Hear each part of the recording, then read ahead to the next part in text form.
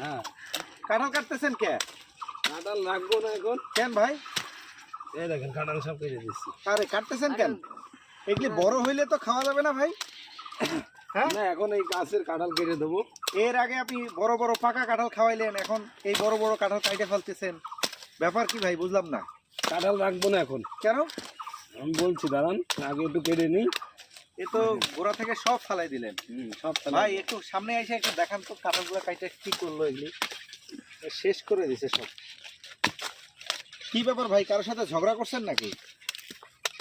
না, ভাবির সাথে রাগ করেছেন। একটা পুরা গাছের কাঁঠালগুলো সব শেষ করে দিলেন ভাই। হায় হায়।